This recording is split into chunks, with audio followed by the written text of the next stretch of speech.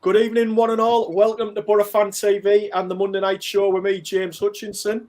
Following the international break, a depleted Boro side overcame Peterborough 2-0 at the weekend to move back into the top half of the championship table. Boro fans, has that win lifted the gloom for you, or do you feel as though it's only merely papering over the cracks of our season? Joining me to discuss Saturday's game and look ahead to the games this week against Barnsley and Cardiff are Damon LaRoche and David Campbell. Welcome, boys. Yeah, guys. Mate, welcome. Okay, nice to see you. Nice to see you, Damon. Without further ado, we'll get straight into it, lads. Damon, just over 48 hours ago, and pre-match against Peterborough, Neil Warnock was quoted as saying that he'd had his most difficult week in management before the game with Peterborough. And without making any excuses, we have been badly affected by injuries so far this season, haven't we? Absolutely. I mean, it's one thing after another, isn't it? Obviously, on the injury front, he keeps mentioning he's got a depleted side, but we turn up with what we got, and obviously they're putting a performance on Saturday, and we got a good result out of it. But it can't keep happening. It was being flat for the first 45 minutes, and then to not create nothing, to suddenly turning it on in the second half, and then getting some out of the game. But it just knocks me off Warnock's post-match press conferences when he says, "Oh, we need this, we thin on there, we thin here, we thin there," and it just does me head in. But that's Warnock, isn't it? We can all be mourning, berate about him, but he's the manager of our club until Steve Gibson says otherwise. Fundamentally, though, there must be something wrong regarding the training, because the amount of injuries we pick up a few days before match day, it seems to be a regular occurrence at the moment, don't you think? David, absolutely. Do you think it's maybe an overspill from last season? Because obviously last season was a strange season in terms of you had a full season, but it was piled into like October to the beginning of May. Yeah. And then you've had a shorter pre-season this year before you've kicked into this season. Do you think it's maybe like a hangover from that? 100%. And I think when you've got some players like who haven't really had a pre-season, the likes of Boro and, Dyke Steele didn't have he had hit and miss. He started a few weeks later than the rest. You're playing catch-up. So if you've not got a good pre-season under your belt, these players will coming back fit. You're just rushing them. But unfortunately for Warnock, he hasn't really had much option when these guys are being injured. You've got to feel sorry for him, but he's had the time to bring reinforcements, and letting the Spence and Coulson and players like that go now looks like a fundamental mistake on his behalf. Okay. And in terms of Saturday's game, David, was there anything that surprised you in the starting lineup? I know he was restricted in what he could choose, but in terms of the lineup or the formation, was anything that surprised you there in terms of Neil Warnock's choice? Yeah, slightly actually. I don't know about you guys. I thought he might have gone for 4 at the back with Howson, McNair, Bamber, and maybe Tav at left back. I was anticipating, just so we weren't lopsided. So when I seen him put Hernandez wing back, I was quite surprised. But it looked really attacking lineup on paper. And the biggest one for me, I had a feeling Piero would start, but when he had the 2 up top with Hutchy and Boro, I just couldn't believe it. I thought a really attacking lineup, but even though the lineup was attacking, we came up quite flat, I thought. Yeah. Bring you back in here, Damon. Paul Nicholas has got in touch. Thanks for watching again, Paul. He said, Saturday was shocking for 84 minutes, in his opinion. Peterborough could easily have had a penalty before ours, and we'll get onto that in a little while. But I suppose we would use some luck from the officials, as we are usually on the receiving end. I mean, Damon, I was a little bit surprised, but I think I'm maybe in the minority. When I was coming home from the game on Saturday, and I was hearing a lot of people being quite critical of the performance. However, in the circumstances with the side we had out, I thought it was a half-decent performance. Or have I got that totally wrong, Damon? No, I think it was a half-decent performance. As I said, first half was flat. Second half, as soon as he changed it, like putting Jonesy on and switching more attacking, went more attacking, because Jones has got a lot of pace, hasn't he?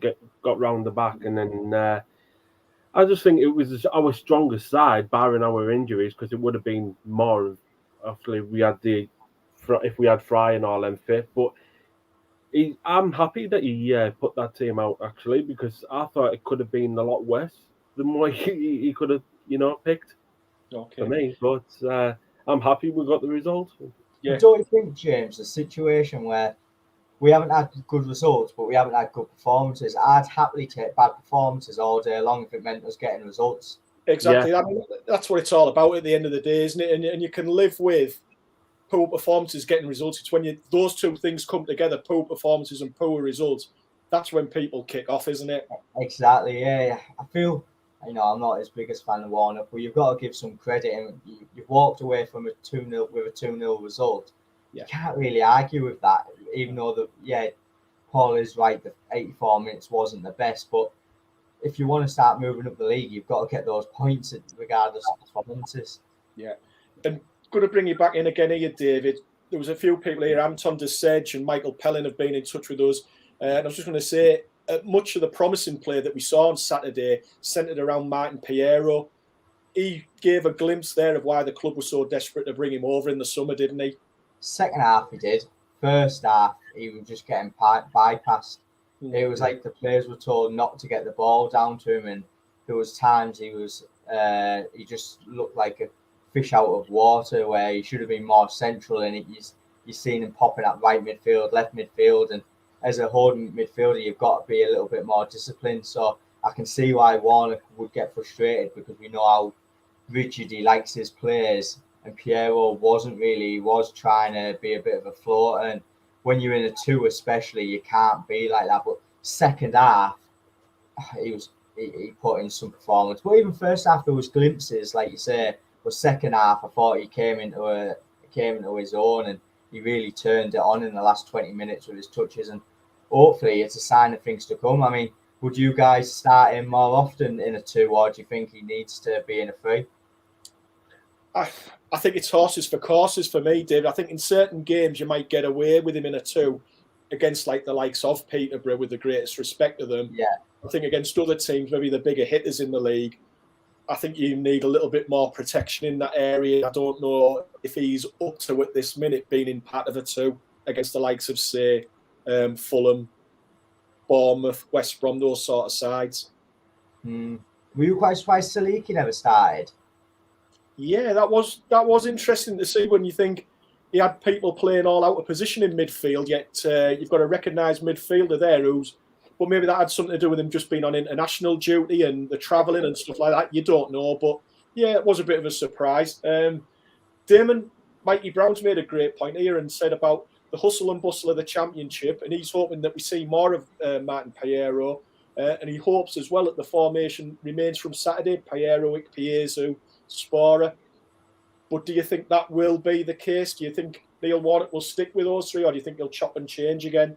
I think he'll chop and change personally. I think he'll, as I said before we went on air, I think he'll go for like Watmore along with Spora maybe up top, and have maybe Cruxy behind, or you can play Tav behind, and put Jones on the left and Anders on the right. That could work. You just don't know with Warnock what team he's going to pick from one week to the next, with all these injuries as well.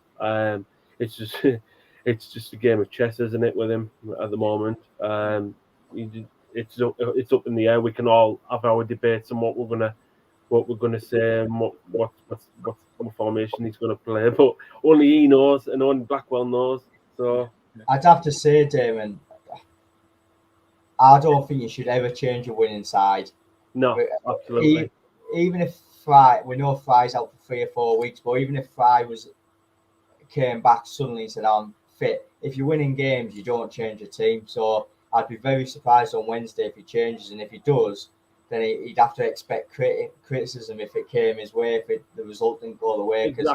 Exactly, David, because you need consistency, don't you? You need consistency, a consistent run of games to get the form up. And some of these lads haven't had the best pre-season. Let's put it that way. I mean, they went to Cornwall, for God's sake. They're not going to have the best pre-season, are you? I mean, majority of people, clubs go abroad, don't know. Obviously, with COVID, they couldn't do that, but we had to make do with what we've got. And as I said, consistency, cousin. If we get a good team running, get this form going, hopefully we might pick up a few more wins. Just win breeds confidence, doesn't it? Absolutely. I get that, David, but do you not think, obviously, the lack of defenders we had, obviously you've got Lee Peltier back on Wednesday night. Do you not see him coming straight back in, even though we're struggling for all these defenders? You think you're going to stick with the same team, even though we've got this shortage of defenders? Yeah, I can see where you're coming from. I wouldn't do it because I just don't like it. I think, you need to build confidence no matter what and getting results. If you drop in a player after a 2-0 win and 3 points, what's it going to do for the player's confidence? So I can understand saying we are short on defenders bringing it, but I think you're going to upset the morale and the balance of the team by doing that. Okay. You could argue if it was against Fulham away or more a difficult game away from home, you could maybe understand it. But when you're playing like Barnsley and Peterborough, which we spoke about previously, 2 games on the bounce that I think you should win, I think he's got to keep the same team. Okay, mate. Craig Collantine's made a good point here. Thanks for watching, Craig. He said, we've played a lot better than Saturday and lost or drew. And with the injuries at the moment, it was a good 3 points. Not saying it's perfect right now, but still got to trust in Warnock's knowledge of the league. Keep the faith, boys. Yeah, good points made, Craig. Absolutely. In fairness, though, David, it could have all gone very much to absolute pot if the penalty that Peterborough didn't get was given. 100%, and it was a penalty, wasn't it? So Damon mentioned it earlier, but sometimes you deserve that look. And how many times have we said this season, "Oh, that should have been a goal," or "He was onside"? So we deserve that bit of luck. But I thought Peterborough at times put us under a lot of pressure as well before that goal. We did look a bit uncomfortable when they were attacking us through the middle. And how many times have we said that this season when Sakiri Dembele was attacking us with pace and directness? We seem to struggle with that type of player. Yeah. Was Johnson Clark Harris playing for them? No, I didn't. No, he's still suspended, mate.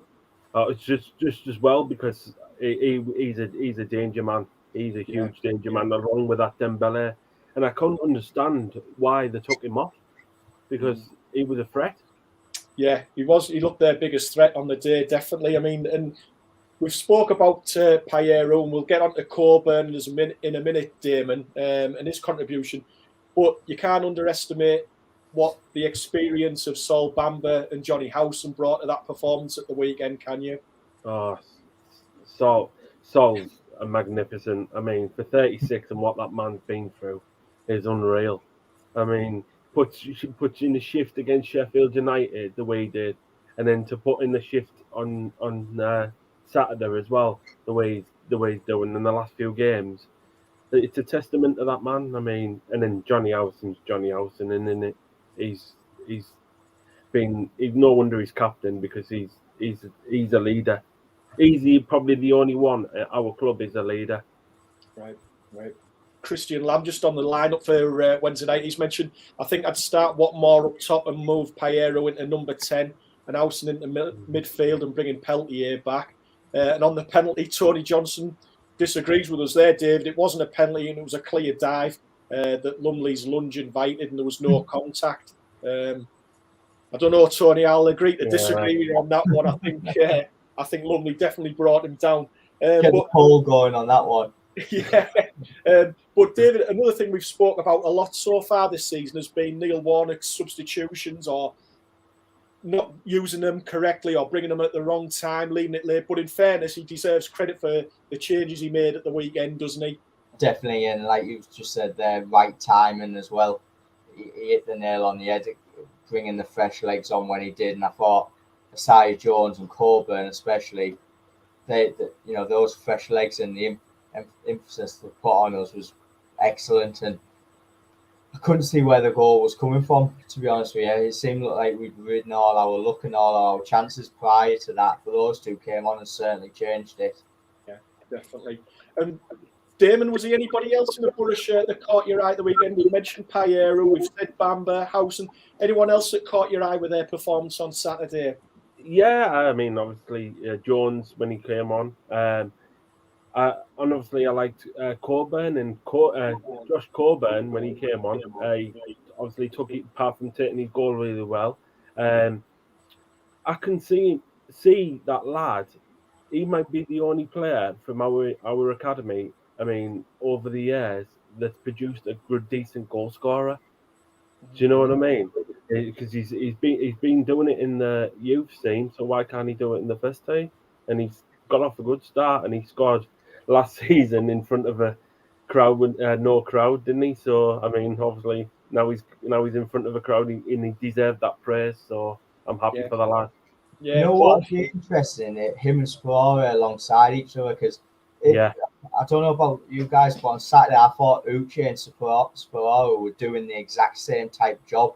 They were closing down the same balls, and there was not much link-up play. But Hutchy, he looks knackered after like half an hour. Yeah, he seems a bit laboured, doesn't he? Yeah, I don't think you can ever have a go at him for work rate and effort.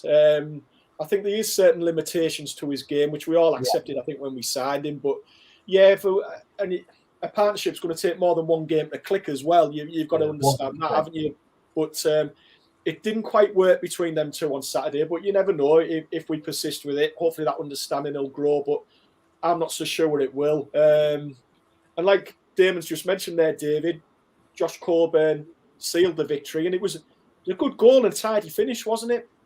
His movement was excellent. I know you're saying about the finish, and he put it in smoothly, but he held back curve in his run, which was very impressive. Yeah, Piero didn't need to look up because he'd already checked back and then gone, and that's those types of movement and finishes are just natural. You can't teach that. You can be along the 6-yard box and easy tap-ins, but when you're timing that right, it's perfect. And I hope Damon's right. I hope we do finally produce a striker who can score goals. I thought we had it with Danny Graham when we let Danny Graham go when he was younger. And to be fair, Danny Graham did go on to have a good career. So if Josh Coburn can go on something similar, if not higher, we've got some player on our hands. I just think it's a little bit too much pressure for someone so young at the moment. Definitely.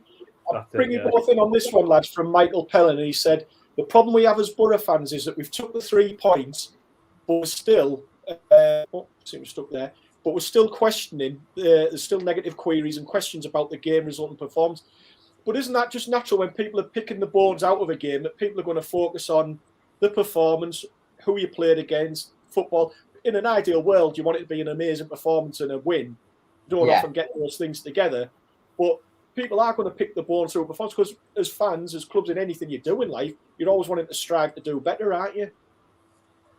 Yeah, well, I get where Michael's coming from. Really, we all have our negativity, don't we? We all say, "Oh, well, this should have happened, that should have happened," but that's the beauty of being a supporter. We support our club. We want what's best for the club. Everyone wants best for the club. You've got like 50% of our Boro fans think, "Oh, well, Warnock should go," and then you've got the other 50% want him to stay. So if you put them two in the room together, you could have a debate all night, couldn't you? Yeah, that's part and parcel of football, and that happens at Stokes Juniors down on a Sunday league.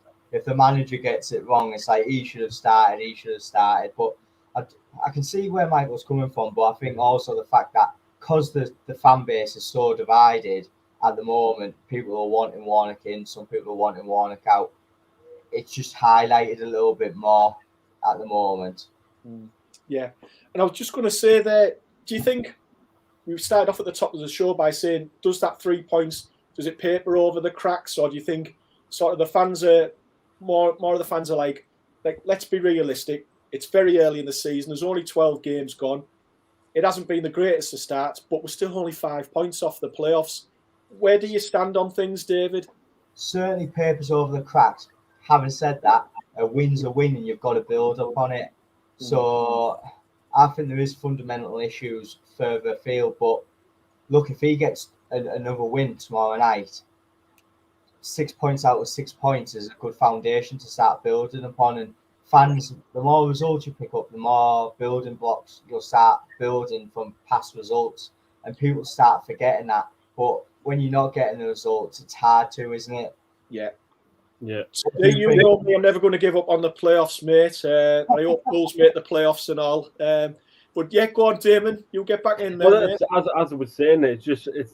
I mean, you have the negative ones, and you're always gonna get that at our football club. You get it with any football club up and down the division, no matter what. But I think what we need to do is like judge it from 15 to 20 games in, and then go from there. Because we're only 5 points off the playoffs. Do you know what I mean? I mean, there's still a lot of football to be played.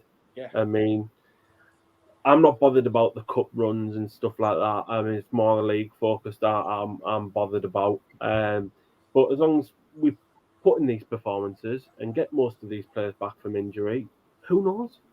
Yeah. I don't want to put a dampener on it, but it's important to realise who we were playing against. Mm-hmm. You know, Absolutely.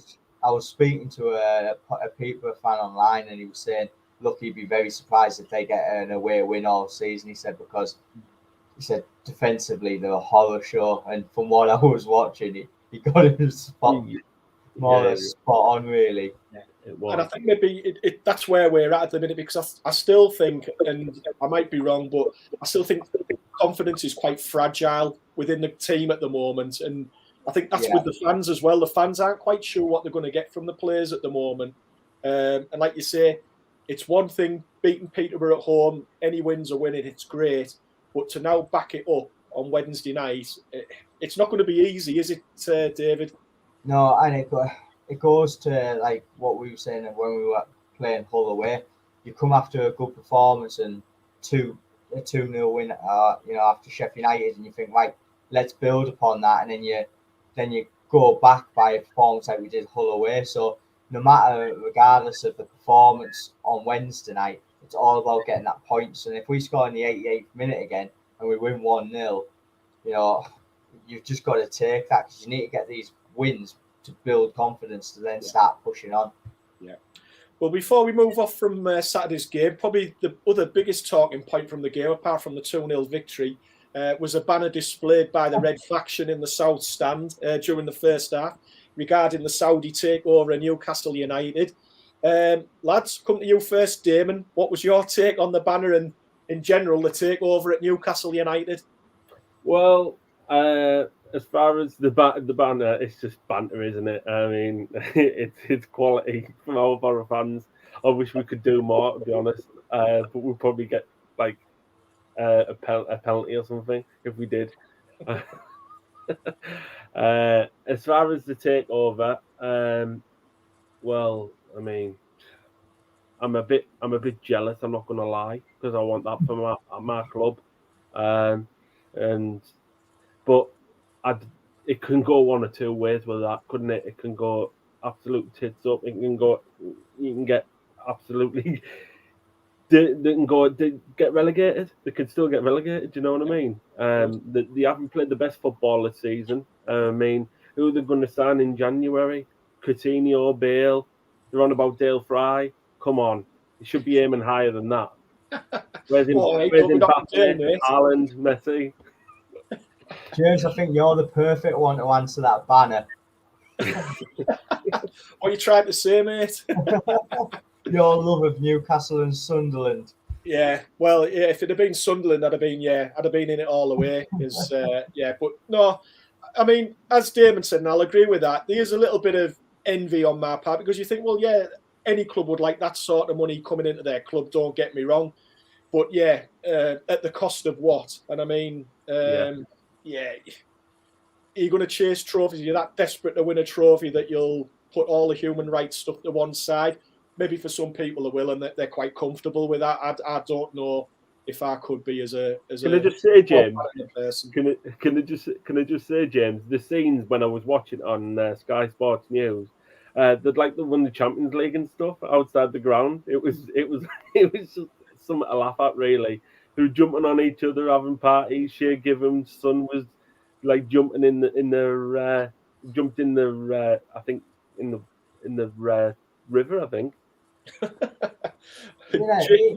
you never know. It might have a good impact on Boro along the line somewhere. Bringing, oh, I've just seen Jacobs come on there. Jacob, yeah, go on, carry on, David. Yeah, it might bring money to the northeast, and it might attract some of the bigger players. I know the bigger players are going to go to Newcastle for money, but if they could start getting some youngsters, and then they might want to loan them out, or it might just bring not just Middlesbrough. There's Hartlepool, there's Sunderland. It can only do good for the area, really.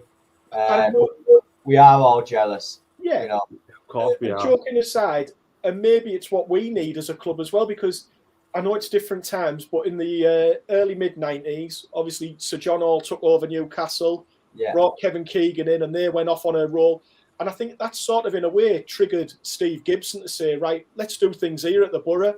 Brought Ryan Robson in, and we got going, and maybe it's a little bit of a push. I'm not saying we're going to have the sort of money that the Saudis are bringing in there, but it might inspire our club to think, well, do you know what? Are we happy just bobbing about in the Championship, which is what we're doing at the minute?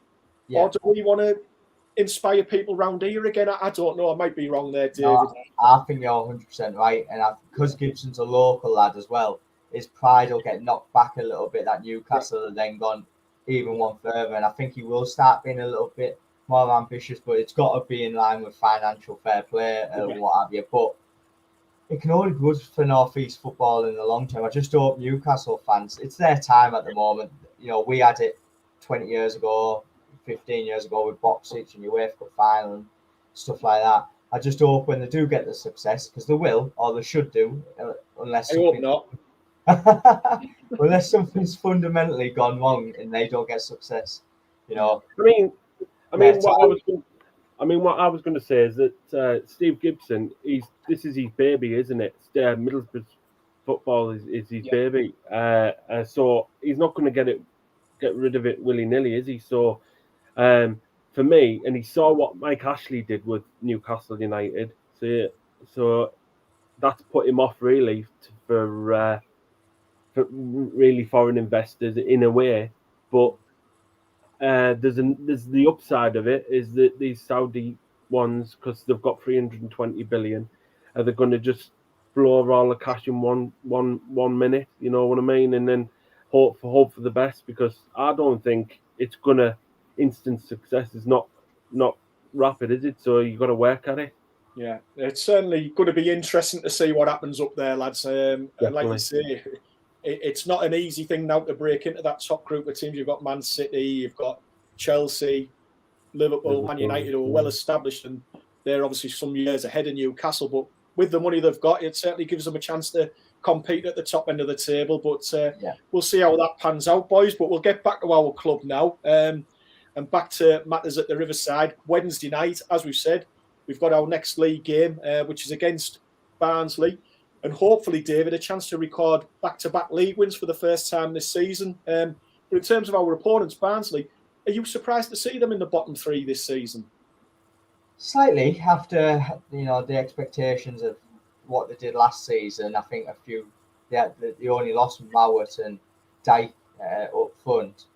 But obviously, the managerial situation, they've had a big turnover in terms of backroom staff. So I think. Is it Schoff or something he's called, the new manager? Yeah. I think he's obviously trying to put his own philosophy on it and what have you. And look, if you get it wrong in the Championship, you can head down the wrong side of the league pretty quickly. And look, we seen that with Woodgate, didn't we? If you get that appointment wrong, it can backfire pretty quick. It's still going to be a tough game. I think, every game in this league is going to be tough, even though we all expected Peterborough. If you don't go in with a positive mindset, you can easily get beat. So I think the professionalism of the players on Wednesday is something that I'm actually intrigued to see how they react, because really they should have a positive mindset after that win and push on. But like I said, we fought that against Hull away, didn't we? And it backfired. So it would be interesting to see how the players react to that. Do you guys think it's going to be a nailed-on win, or? Far from it, I think, David. Like I said earlier, I think confidence isn't there. I'm not confident in them that they can back it up on Wednesday. Hope they do. But again, Barnsley is a side. I know they haven't won away all season, but I've seen them in some games. I saw them away at QPR. and they were 2-0 up in that game, and they performed quite well. And I still think they're a dangerous opponent. I don't know. What do you think, Damon? Absolutely. Especially the forwards that they've got. Corey Woodrow, is it? Yeah. Yeah, he's going to be a danger man. If we mark him out the game, it's going to be tough, as I said. We've got a few more players. But if they mark him out the game, we might have a decent chance, but I don't think it's going to be plain sailing, boys. Yeah. If we don't get the result, would you say we're back to square one where the doubters start coming in? About 50-50, I'd say. And this is the thing that sort of concerns me with where we're at the minute. It's like we're flip-flopping from one extreme to the other after each match, and it's dependent on the result, isn't it? It's like everyone seems to be happy or goes a little bit quiet if they win a game. If they lose a game, it's like the other extreme, and it's get rid of the manager, throw everything out, and that's not healthy for a club, I don't think, David. No, and that goes from what Michael's comments were saying earlier about scrutinising after a result, isn't it? Yeah. If it goes the other way and you get beat, they all seem to come out in numbers, and for me, that's where we've gone wrong as a club. Yeah, that's it. I agree with what you lads are saying. About say we win a game. Oh, it's all we're going to get playoffs. We're going to get this. We're going to get that. We're going to go up. We get beat. Oh, it's going to be League One football. Oh, this, that, the other, and it drives you insane. And that, as you said, it's not healthy to run a club, is it? Really? We just need to get a run of games where results, don't we? Even if it's to stay unbeaten with draws or what have you. Yeah. Michael Pellin, and I know the answer to this, Dave, and he said, would you be happy with a poor performance but 3 points? I had snap your hand off for that right now. 100%. Exactly. But there's a lot of fans out there that wouldn't, isn't it? And that does surprise me as a fan base. Yeah. And David Bentley, thanks for watching again, Dave. He said, it's a huge game Wednesday night. We need to get the monkey off the back. Otherwise, it really could severely dent belief. And that's it. That's how fragile everything is at the minute, isn't it, David? It is, yeah. And unfortunately, that's because of the last 12 games we've had to endure this season and what we've had to endure last season, where we've been so inconsistent. When people are wanting Warnock out, that's where it comes. I think there's nothing so much frustrating as a fan when you see a good performance and then your expectation goes up and then you get a poor performance, which is at the other end of the scale. And then you start looking deeper into, right, there must be problems there, because how can you be that good against them? And, that's where the consistency really needs to come in. And do you think this is the problem, Damon, that David Jackson's highlighted here, that at the end of the day, we are a mid-table championship club, probably that's our level. But do you think it's because, as fans, we want more than that? And do you think that's the problem? Is it the fans that are the problem rather than the players or the club or the manager? What do you think? I think it's about, as I said, 50-50, really. The fans dictate where the club's going to go, let's be honest. And when they're at the game, if things ain't going well, they definitely show it. And you can hear it. Because when I do go to the games, I can hear it behind me, and it's frustrating as a diehard Middlesbrough fan to hear that. As you probably guys testament to it as well. It's frustrating to hear, and what I get at the moment, we are a mid-table side. I think we are a mid-table side at present. We are. Because we haven't got the we haven't got the quality enough at the moment. Right. And if we had the quality, I think we could, just to say, push the playoffs. Right. Well, we've got a couple of viewers here who've made a few points. Andy Seaman, once more, and he truly felt last season that we could compete this season. So why are we not pushing towards the top 6? And Jamie Mesra has also got in touch with us and said, as a team, we don't have any right to aim for the playoffs as we're not good enough anymore. I'm afraid top 10 at best. But, David, surely we finished 10th last season and we want to be kicking on. And not saying that we have a right to be top 6, but there's a whole host of teams in that championship that'll be the aim for them, won't it? 100%. And look, people talk about, we might be a mid-table team. But there's fine margins in the championship, and if you could be mid-table all the way through the season, get 4 wins on a row towards the back end of the season, then suddenly you're 7th or 8th. So there's no reason why any team should settle in the Championship being mid-table. I can understand that in the Premier League, it's comfortable. You're not in the fear of the relegation or whatever. But anyone between 6 and 14 in the Championship should have ambitions as a fan to push on to the playoffs. And yeah, I'd be very worried if there was a fan out there who said, they didn't want us to push for playoffs. Yeah, is it ambitious? You could argue, yeah, they might be too ambitious. We might not be there. But why can't we be there? We all know the league's there to be taken. And I think that's the most frustrating part, because you see other teams dropping points every week. If you can just get that consistency right, you can be, an average team to win the playoffs. Well, do you think though? Do you think though? If you're, do you think after the January period, do you think there's one or two teams that push on in mid-table and just come up from nowhere and win it all? Do you agree with that? Teams can go on a run like that, but we haven't provided any evidence of that in the last 18 months that we're a side that could go on a run like that, Damon. And I think we need to be up there and be in around it. I'm not expecting us to go on a run of 8-9 straight wins. I can't see that from. I mean, the team that's surprising me at the moment is Coventry. Well, I was just going to say that where we're talking about teams that we expect to be up there and don't. I doubt many people would have said Coventry, and I think Huddersfield are another team. So you've got two sides there that are in the top 6 now. So if they can be there, then surely we should be expected to be challenging those positions as well. Yeah, and at some point those teams will have a blip, and you could argue maybe our blip has gone past, and we're now on the up. But the only way we're going to be on the up is by getting those results. It's as simple as that. I think we've spoke about on previous shows. I think the top 3, possibly 4, those places are cemented. We all know who's going to end up in those 4 places. Yeah. But other than that, you can't predict the league, can you? No, everybody was saying Derby County were 100% relegated. They've had 2. I know they're still on the minuses and on what have you, but they're still putting in performances and getting results away to Reading. I mean, it was only a point, but what a performance it was. Yeah. Talking of team selection for Wednesday night, lads, Created Summer has got in touch with us, and he's just said, anyone gutted to see the lack of opportunities for youth players since Warner came in? Doesn't think that the foreign loanees are much better than the youth players we've got at the moment now. I don't know where you two lads stand on that. Obviously, we had Josh Coburn come on at the weekend, and we've seen Hackney and other players being involved in and around the squad. And Cook as well. He's been on the bench the last few games. What do you think about bringing in the youth players, or do you think now's just the wrong time to be doing it, especially where the team is at the moment, David?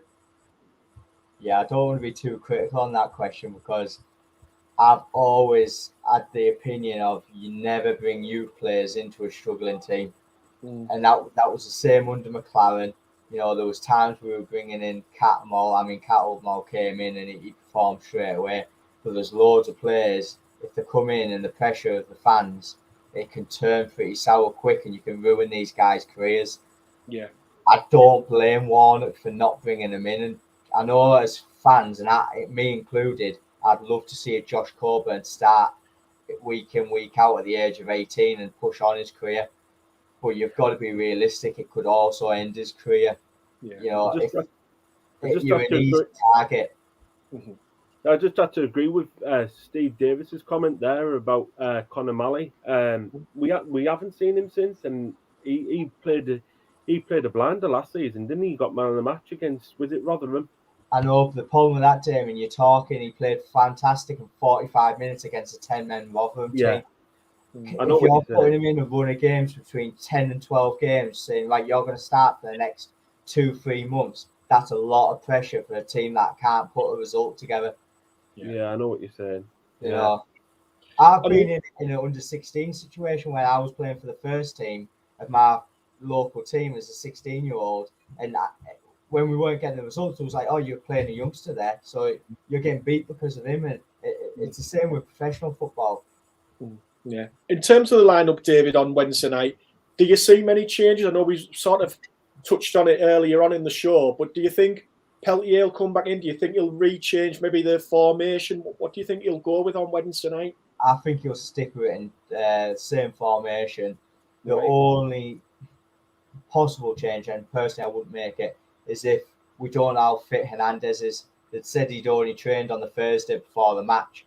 So you touched upon it saying you couldn't see where before the show, where Jones could get in. Jones could potentially get in Hernandez, but I'd only make that if Hernandez wasn't 100% fit. What about you guys? Yeah. Would you change anything or?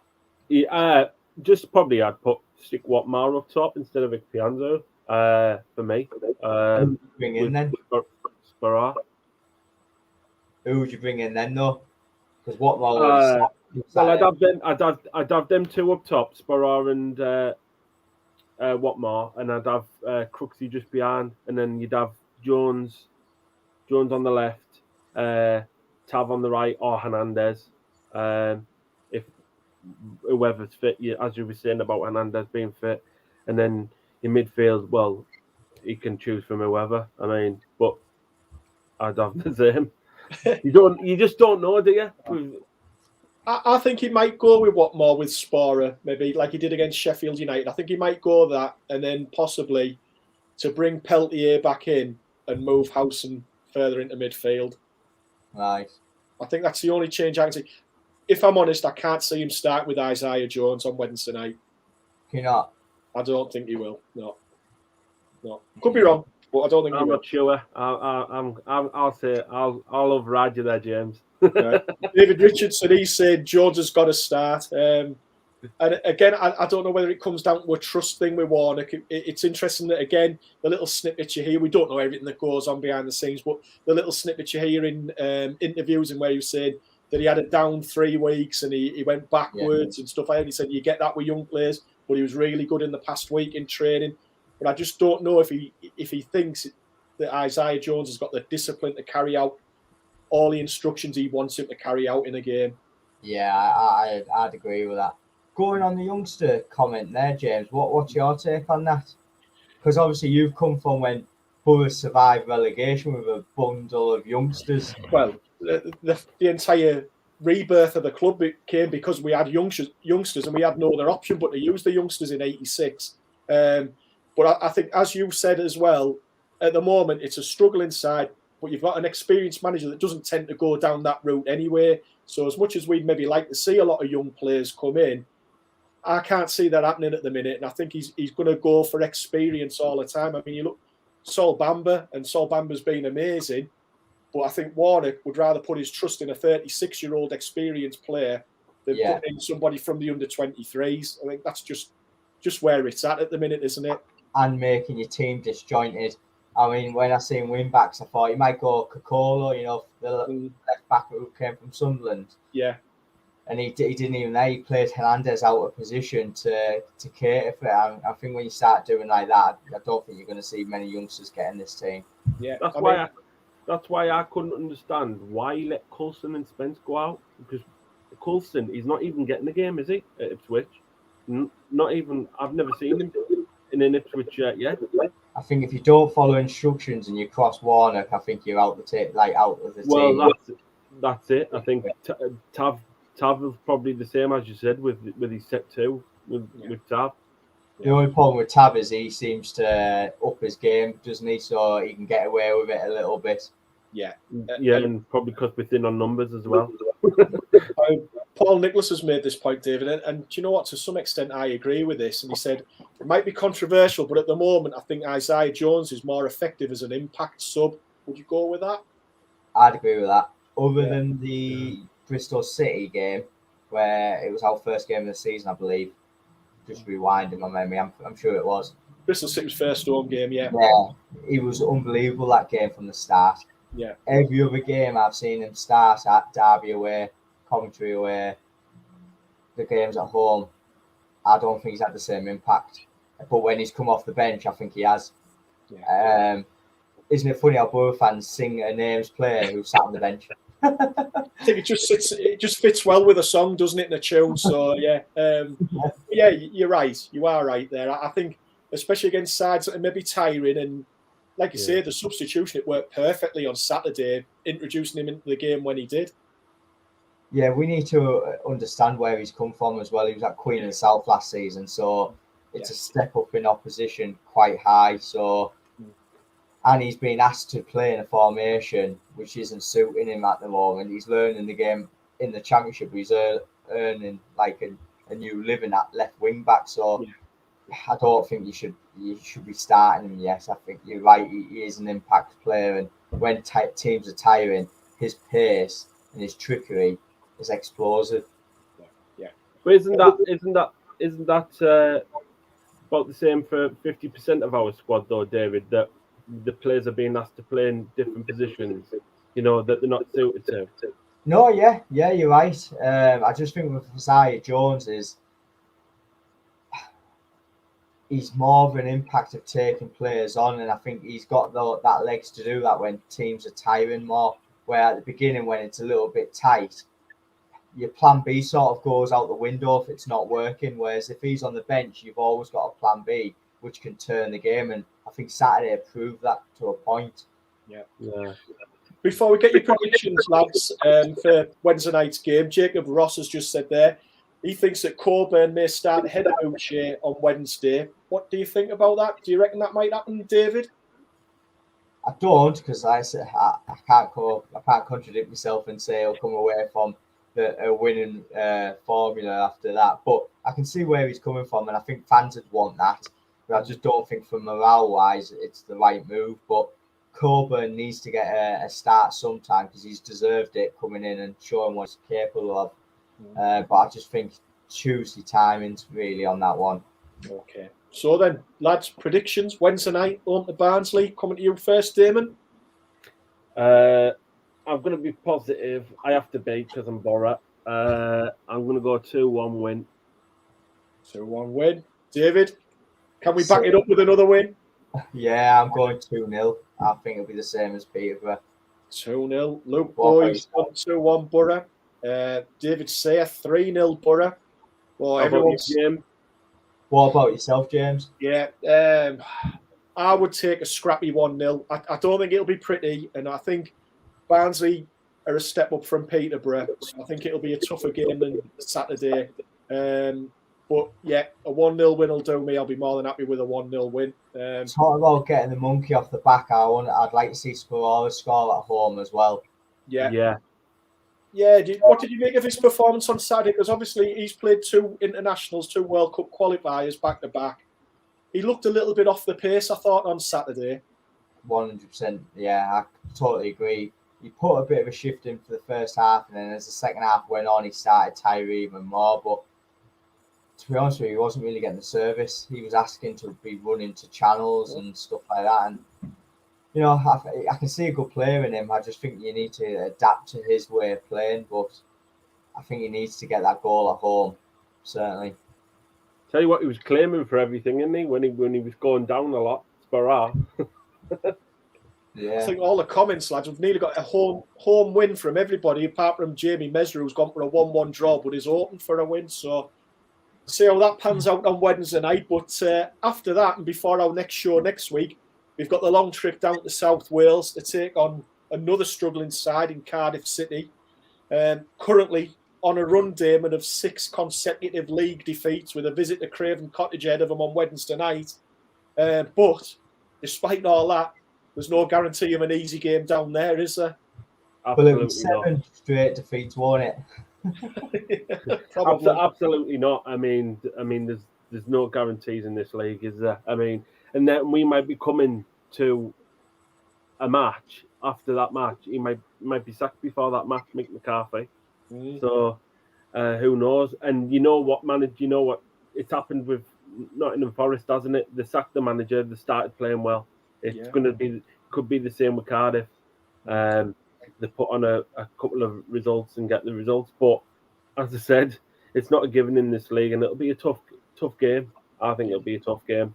Yeah, definitely. And David, do you think, in a way, the difficulties that Neil Warnock's got at the Boro and Mick McCarthy at Cardiff, do you see like parallels between them, bearing in mind not only maybe their playing styles that their sides sort of play and exhibit, but also that last season both sides just missed out on the playoffs, and there's maybe a little bit of a hangover from that. What do you think? Do you see some parallels between McCarthy and Warnock? Yeah, the styles are very similar in how they play. You know, the old school managers, and they have their own disciplines that they like the teams rigid and they don't like give away soft goals. But both teams have been quite the opposite. You always think of a Mick McCarthy team hard to beat. You think of a Warnock team hard to beat. Yeah. And this season, it's gone completely opposite. Whether that's the dynamic of the league has just changed, where you're bypassing those types of managers now because it's more tactical or it's more fluid. But yeah, it's a very strange one that you're talking about. McCarthy and Warnock teams leaking goals and the manner of that, the leaking goals. You know, watching Cardiff, predominantly a lot of their goals this season have been some set pieces from good old Aidan Flint. Yeah. You know, without that, you know, they'd be in a lot worse situation. Yeah. You know, I think going against Cardiff's not going to be an easy game. Warnock will get the reception he deserves down there, but I'm not too sure about that. I think it's going to be a hard game down there. Definitely. And then Damon, I mean, do you think Mick McCarthy will still be in the opposition dugout on Saturday? You think he'll still be Cardiff manager by then? I think so. I think he will be. But I think if we beat them, I think he'll be gone after that. Yeah. David, David Bentley said the only difference is Cardiff are more likely to get rid of their manager. They were woeful yesterday, and he's expecting a 4-goal thriller, but not committing either way to what the score will be down in South Wales on Saturday. So Mick McCarthy signed a lucrative contract though last season, didn't he? Did, yeah. But about $3 million is payout if he gets sacked. Yeah, but at the end of the day, in spite of all that, you lose local derbies in the manner that they did yesterday, 3-0, and you're on a run of 6 consecutive defeats. I think they've only scored 1 goal, I think, in those 6 games as well. I mean, doesn't matter what the payout is. Not many managers in this day and age now can withstand that sort of run, can they? No. And when you're getting sacked after a 3-0 derby defeat, it's understandable. But if they were to make the knee-jerk reaction after a Fulham game where they're not really expected to get anything, I'd be very surprised if they make the decision between Wednesday and Saturday. Yeah, I agree, mate. So, Jamie Mesra's back again. He said, we're due a win at Cardiff. Our away record's poor there. So, Damon, what's it going to be down in Wales on Saturday? I don't think it'll be a win. I think it'll be a draw, 1 each. Simple fact is because we haven't got the best record in Wales. I know the time will change, but I don't think it'll be Saturday that we'll get that result. I just think it'll be tough, and they want to put on we need to put on a show, but I can't see it. I just can't. Not the way we've been playing lately, but I don't know. David, are you expecting some sort of Jurassic Park extravaganza for the Sky Sports cameras between Warnock and McCarthy on Saturday lunchtime? They've built that one up, Sky Sports, having those two clashing against each other. God. I tell you what, neutrals certainly won't be tuning into that game on Saturday, will they? Against watching those two clash. What do you reckon the BT Sport game is? There must be some big Premier League game on BT, is there? Probably. It could be Burnley Norwich and it'd still get more viewings than ours. God. Be Watford with the 15 managers that they've had in the last 5 years.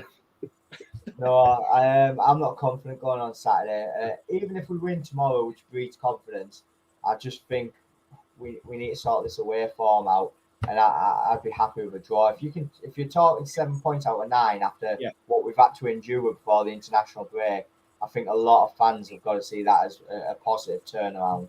As you say, David, is putting that consistency of runs together, isn't it? In the winning. Yeah. And do you know what? We could be on the show next Monday night and we've beaten Barnsley and beaten Cardiff after beating Peterborough, and you'll be probably a couple of points away from the playoffs and you'll just think, wow, that is absolutely amazing. Yeah. But yeah, being realistic and seeing what we've been like so far this season, we hope that happens. We're not 100% sure it will. But as you say, David, I would more than happily at this minute take 4 points from these 2 games coming up. And I think Doesn't matter how you're playing or whatever. If you've got 7 points out of 9, that's a good return, isn't it? 100%, James. And I know we might get our critics on this from viewers about having our tin hat glasses on, but James, me and you were at Hull away, and we'd seen the most abysmal performance away from home, and how toxic it was. And on the coach home, you hit the nail on the head and looked at the fixtures coming up after the international break, and you went, "Could you want a better run of games?" And look, it started well. You didn't mention it. Get a result against Peterborough, get a result against Barnsley, and suddenly the atmosphere and mood changes. And we're only one game into it, and it's changed already. So I'm 100% behind you. I couldn't agree more on that. It's our fans, though. It's our fans, isn't it? I mean, it happens with every club, but mainly our fans are too fickle, aren't they, really? I just think at the end of the day, you can call it being fickle, Damon. I just think it's because fans are desperate for the team to do well. They want the team to do well. We are. And that's it. We're all fans. And you get upset because you invest not only in terms of money and time, but emotionally into a club. And you just want that team to do well. So you can get frustrated when it doesn't work out. Exactly. And that's why we have these talk shows, so we can have these opinions and have these debates on our club, because everyone loves Middlesbrough Football Club out in this area. Honestly, they do. I mean, I have a few people down the street and they ask me, are you going on your stream tonight and you're doing this, or you're having this opinion and stuff like that? And they go, oh, well, make sure you tell it how it is and get my opinions across. So they tell me their opinions, and I'm trying to say that what they're saying. And, we all want what's best for our football club, don't we? In the end, James and David, we do. Yeah. And Paul Lewis, I agree with what you're saying there, Paul, as well.